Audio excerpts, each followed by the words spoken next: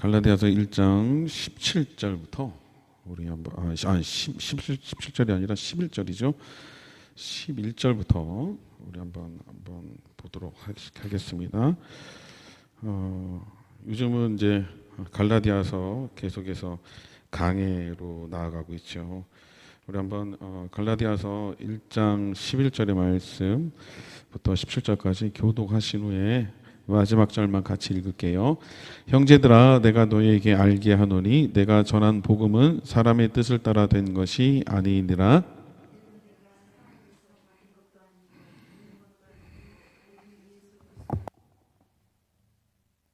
내가 이전에 유대교에 있을 때에 행한 일을 너희가 들었거니와 하나님의 교회를 심히 박해하며 멸하고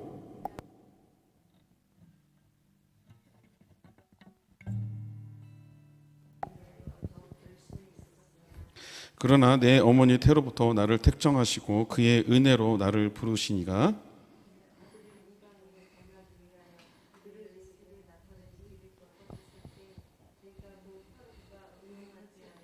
같이요. 또 나보다 먼저 사도된 자들을 만나려고 예루살렘으로 가지 아니하고 아라비아로 갔다가 다시 다메섹으로 돌아가노라. 아멘.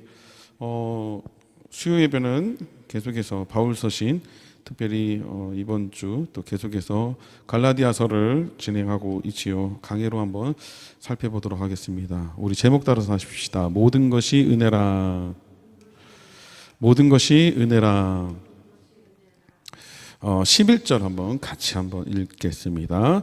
형제들아, 내가 너에게 알게 하노니 내가 전한 복음은 사람의 뜻을 따라 된 것이 아니니라. 아멘. 여기 보게 되면 좀 두 가지를 좀 살펴봐야 될 것 같아요. 첫 번째는 형제들아라고 하는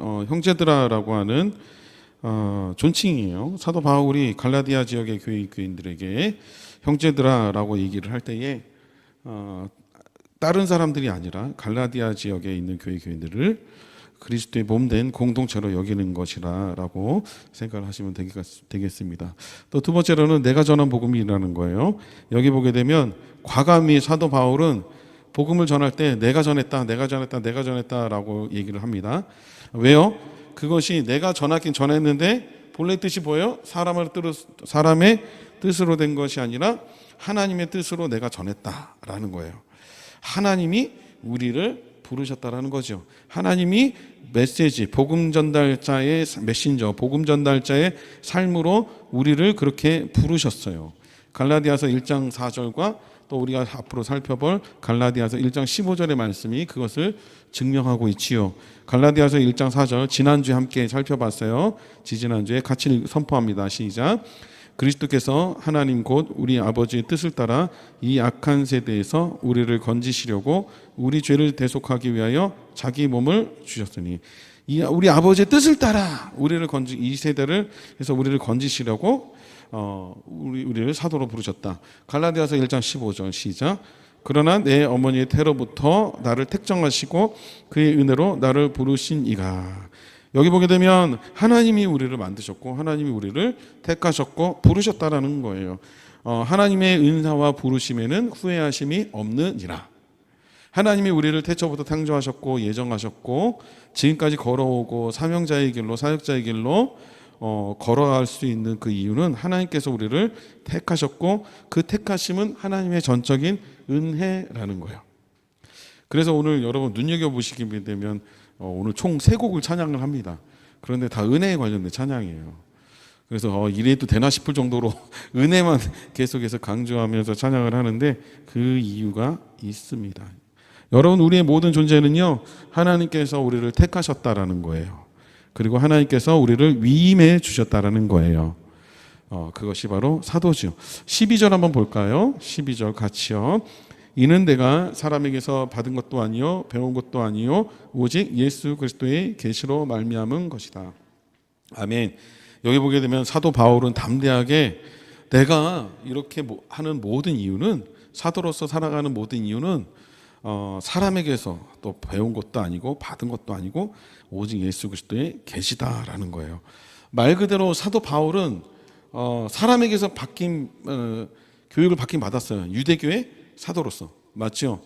사도행전 9장에 회심하기 이전까지는 그가 유대교의 사도였고 또 말 그대로 예수 그리스도 복음을 전하는 자들을 잡으러 다녔던 정말로 끔찍한 일을 범행했던 자였죠. 그런데 그가 이전에 유대교의 사도였다는 말이에요. 그래서 그는 종교 지도자들에게 교육을 받았고 사사를 받았고 배운 것이다라는 거예요. 그런데 내가 지금 복음을 전하는 것은 그런 유대교의 그 사사로서 종교 지도자들에게 받은 것이 아니라 예수 그리스도께서 나에게 직접 계시로 말씀해 주셨고 나를 만나 주셨다라고 하는 확실한 부르심의 확증, 그것을 보여주고 있다는 거예요. 여기 잘 보세요. 오직 이는 내가 사람에게서 받은 것도 아니요 배운 것도 아니요 오직 예수 그리스도의 계시로 말미암은 것이다. 이 오직, 접속사 이 오직이 중요해요. 이 헬라어로 알라예요. 알라라는 단어요. 알라 어디서 많이 들었죠? 이게 오직이라는 거예요. 오직. 그러니까 유독 다른 말로 예수 그리스도밖에 나에게 주신 사람이 없다라는 거예요. 본인이 사도로 부르심을 받은 명확한 이유는 바로 그리스도로부터 계시를 직접 받은 거다라고 설명을 하고 있어요. 굉장히 담대하지 않습니까? 나는 그리스도로부터 직접 계시를 받았어. 나는 그리스도로부터 직접 계시를 받았어. 요즘 이 이단들이 써먹는 거잖아요. 그렇죠? 이단들이 써먹는 방법입니다. 지금은 이게 하나님이 일하시는 세대마다 지난번에 함께 나눴었죠. 하나님이 세대마다 일하시는 방법이 달라요. 예수님 시대 때는 예수님께서 직접 나타나셨잖아요. 예수님께서 승천하시고 난 다음에는 어떻게 일하세요? 성령 하나님의 일하심으로 말미암아. 아멘. 사도 바울은 성령 하나님께서 강건적으로 예수님께서 직접 계시로 말씀해 주셨다는 거예요. 구약에는 하나님의 현현, 하나님의 직접 나타나심. 지금은 이렇게 직접 계시로 짜자잔 나에게 말씀해 줬다 이렇게 일하시지 아니하고 성령 하나님께서 각 영혼들에게 하나님께서 말씀해 주시는 뭘까요? 예언이라고 할까요? 예언과 환상과 이런 것들을 통해서 말씀해 주세요. 그런데 사도 바울은 직접 계시를 들었죠. 그것을 강력하게 선포하고 있다라는 거예요. 자, 13절 한번 볼까요? 시작. 내가 이전에 유대교에 있을 때에 행한 일을 너희가 들었거니와 하나님의 교회를 심히 박해하여 멸하고. 나오죠.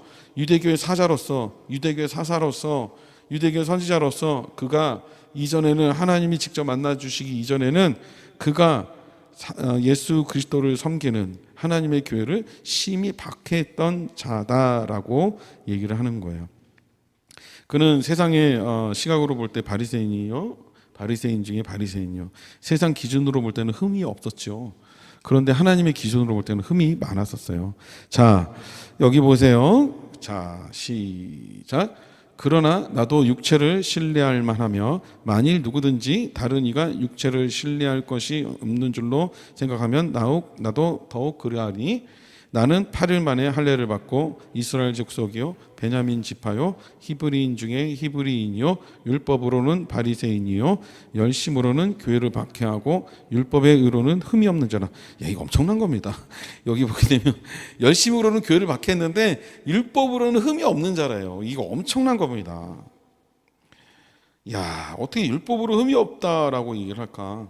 여기 보게 되면 정말 세상 스펙으로 보게 되면요, 유대인의 스펙으로 보게 되면요, 사도 바울처럼 퍼펙트한 사람이 없어요. 할례를 받았죠. 8일 만에. 이스라엘 족속이죠. 베냐민 지파죠. 히브리인 중에 히브리인이죠. 율법으로는 바리새인이죠. 이 바리새인의 출발이 율법을 준수하려고 애썼던 마치 미국의 청교도들처럼 그런 존재였었어요. 처음에는. 출발이 굉장히 건전했었죠. 그런데 이 율법이 어떻게 됐습니까? 자기를 옥죄는 족쇄가 됐었지요. 그래서 와전이 되었단 말이에요. 그래서 예수님 시대에는 이 율법으로 바리새인들을 이 독사의 자식들아라고 서기관들과 바리새인들을 보고 예수님께서 저주하시는 그 모습이 나옵니다. 한마디로 여기 보게 되면 율법으로는 바리새인이요 흠이 없는 자였지만 하나님을 대적했던 자라는 거예요. 이렇게 세상 스펙으로는 화려했지만 한마디로 하나님을 대적했던 자라는 거예요. 실질적으로 사도행전 8장에 보게 되면 사도 바울의 행실이 어떤지 기록하고 있지요.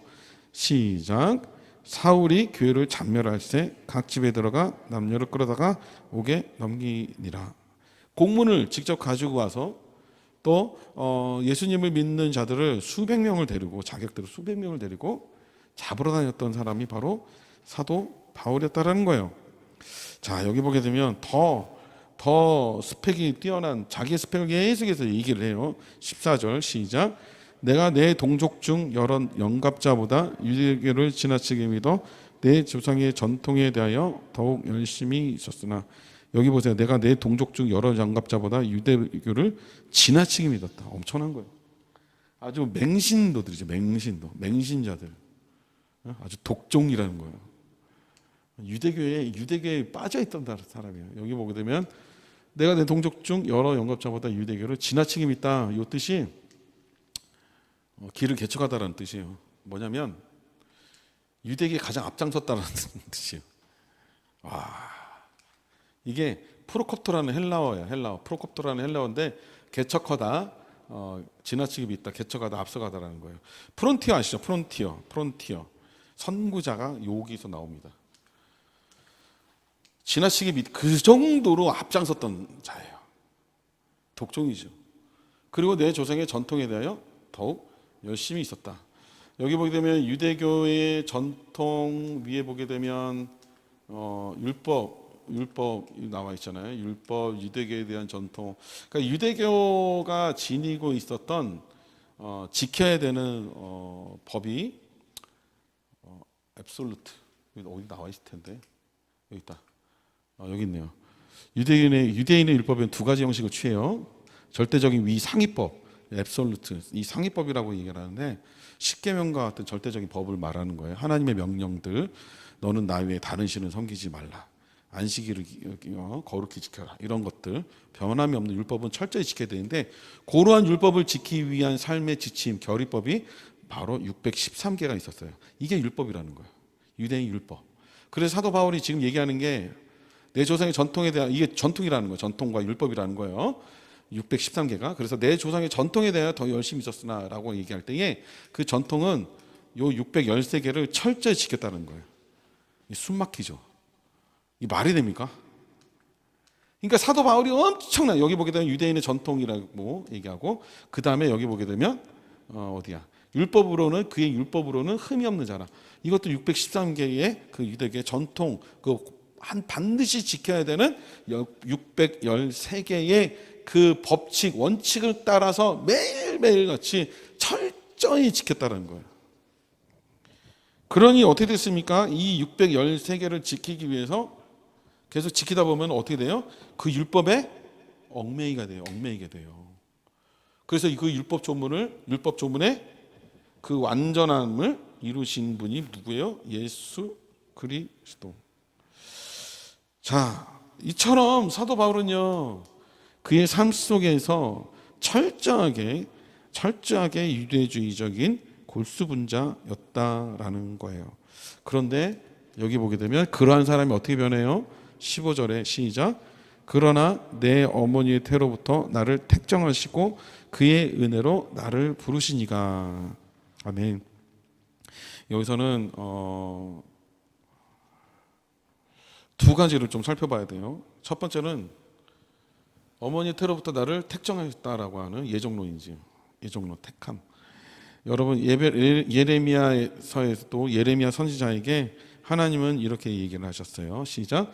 내가 너를 모태에 짓기 전에 너를 알았고, 내가 배에서 나오기 전에 너를 성별하였고, 너를 여러 나라의 선지자로 세웠노라 하시기로. 아멘.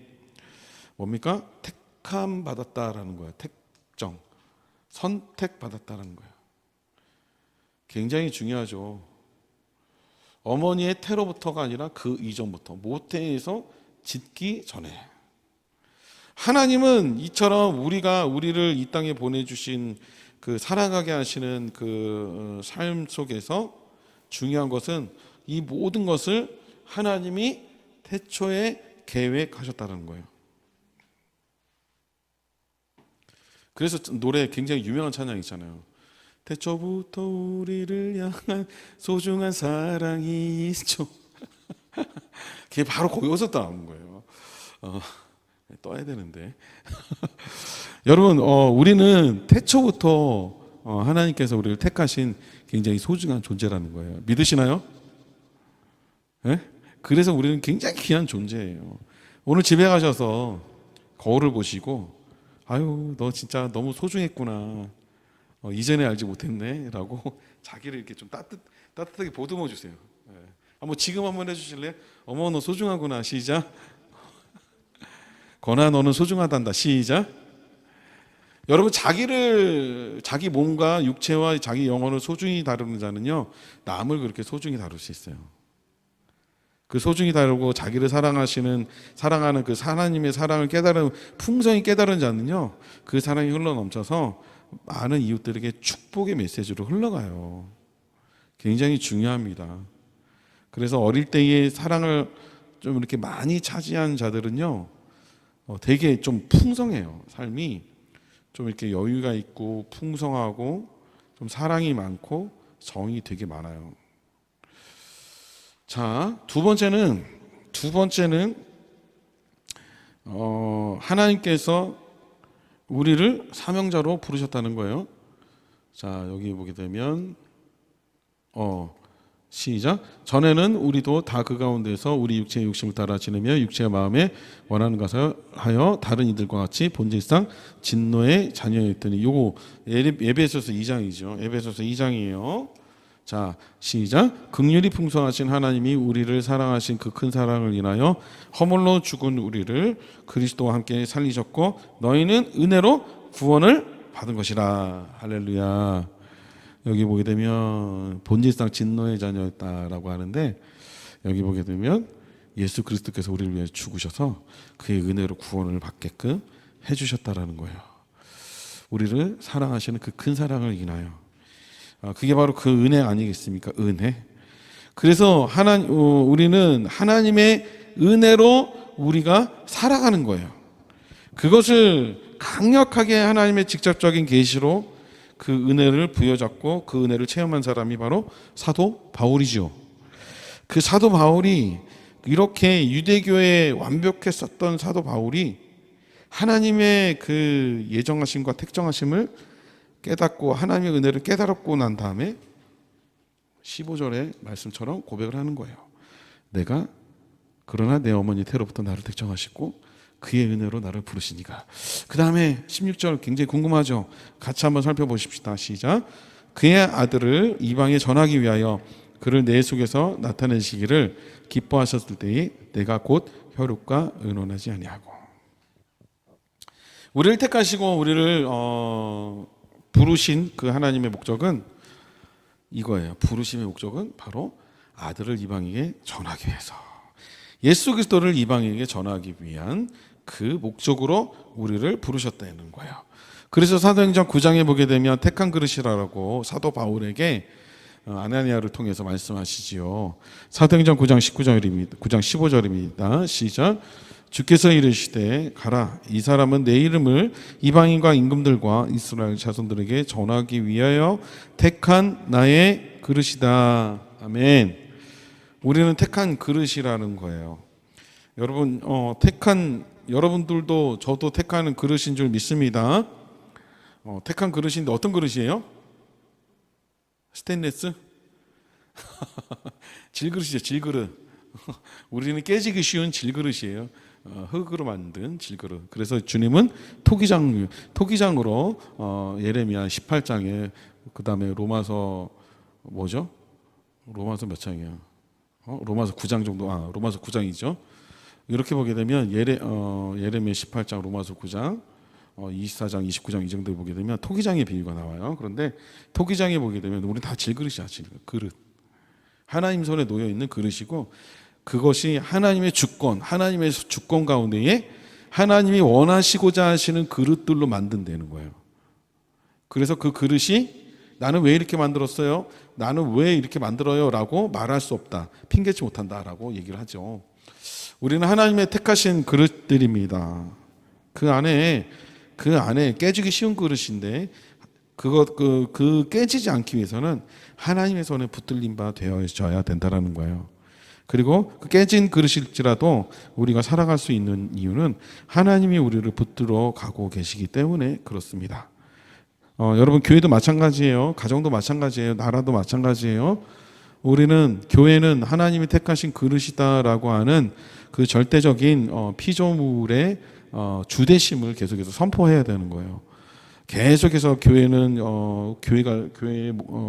교회가 스스로 주인이다라고 얘기하면 안 되고 교회는 깨진 그릇이다라고 해서 계속해서 하나님의 그 은혜를 갈망하고 하나님이 새롭게 빚어주시는 그 긍휼하심을 기대할 때에 교회 안에 기적이 일어나고 교회 안에 큰 역사가 일어나는 거예요. 그래서 굉장히 중요한 것은 택한 나의 그릇이다, 깨진 그릇이다, 소중한 질그릇이다 라고 하는 것을 기억해야 될 줄 믿습니다. 여기 보게 되면 그를 내 속에서 나타내시기를 기뻐하셨을 때에 라고 기록을 하고 있어요. 잘 보세요. 그의 아들을 이방에 전하기 위해서 그를 내 속에 나타내시기를 기뻐하셨을 때에 그를 내 속에 나타내시기를 하나님의 전적인 계시라는 거죠. 이거 보게 되면 그를 내 속에 나타내시기를 기뻐하셨을 때 하나님이 택하셨기 때문에 떴고 하나님의 그 전적인 은혜로 말미암아 부르셨을 때에 그 부르심의 목적은 하나님의 복음을 전하기 위함이다라는 거예요. 그래서 그것을 나타내시기를 기뻐하신다라는 뜻이에요. 그럴 때에 그것으로 인해서 내가 이 부르심은 내가 곧 혈육과 의논하지 아니했다라는 거예요. 그 부르심은 전적인 하나님의 은혜다라는 거예요. 위에 15절에 하나님의 은혜라고 얘기를 했죠. 은혜로 부르신 이가. 그래서 나는 사도 바울은 곧 혈육과 의논할 필요가 없다, 얘기할 필요가 없다라는 거예요. 왜? 하나님이 전적으로 나를 부르셨기 때문에. 그래서 17절은 또 강조하고 있어요. 17절이요. 같이요. 시작.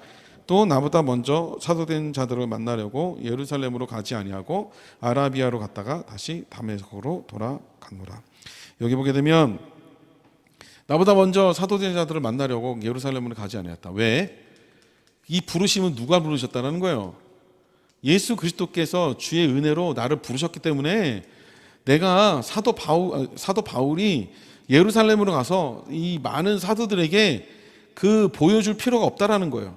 그리고 그 증서를 받을 필요가 없고 확증할 필요가 없다라는 거예요. 의미가 없다라는 거예요. 왜? 직접 나는 하나님의 계시로 부르심을 받았기 때문에 라고 하는 거예요. 이 강한 확신이 어디서 나올까요? 대단하지 않습니까? 여러분 가서 증명해 보여야 되는데 그 증명해 보일 필요가 없다라는 거예요. 예루살렘에 가서 이미 하나님이 나를 부르셨기 때문에. 굉장히 질서가 없어 보이죠. 질서가 없어 보이지만 왜 이렇게 얘기를 할까? 사도 바울이 왜 갈라디아 지역의 교인들에게 또 고린도 전후서를 살펴보면 고린도 지역의 교인들에게 왜 이렇게 강한 어조로 얘기를 할까라는 거예요. 거짓 교사들 때문에 그렇습니다. 거짓 교사들이 자꾸 스펙을 원하는 거예요. 야, 가져와봐. 우리는 있잖아. 그래서 고린도 후서에 보게 되면 야, 그래서 사도 바울은 사례비를 안 받는 거야. 나는 사례비 받는데, 그런 정도까지 사도 바울을 몰아붙이는 거죠. 아니다. 나는 상관없어. 예루살렘에 갈 필요 없어. 왜? 하나님이 직접 나를 부르셨기 때문이라고 하는 확신에 찬 그 확증적인 그 멘트를 날리는 거예요. 그래서 아라비아로 갔다가 다시 다메섹으로 갔다. 복음 전달자의 삶이 바로 이런 겁니다. 확신에 찬 삶, 확신에 찬 삶이 굉장히 중요해요. 그런데 여기 보게 되면 개역 한글에 잘 보세요.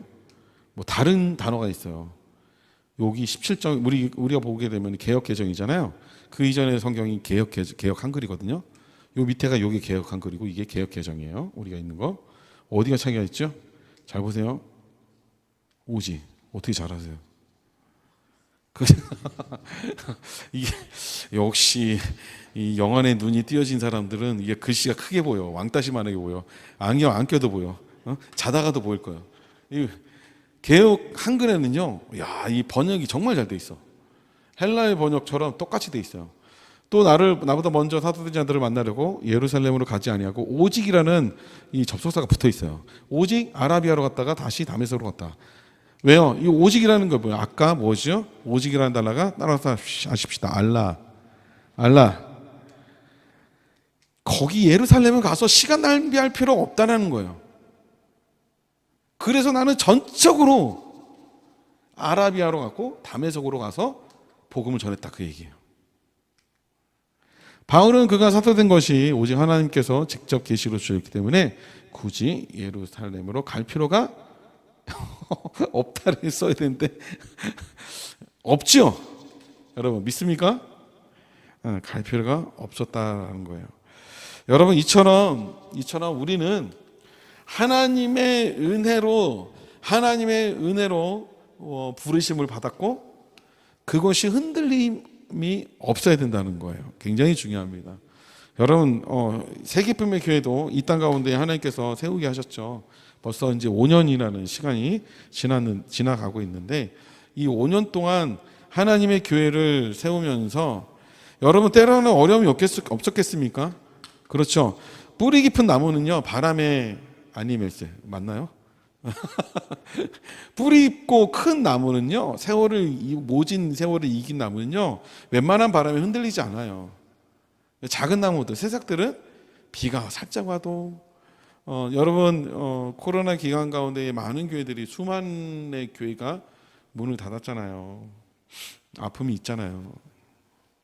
우리 교회만 은혜를 주신 것이 아니라 그것도 또 다른 하나님의 은혜일 수 있어요.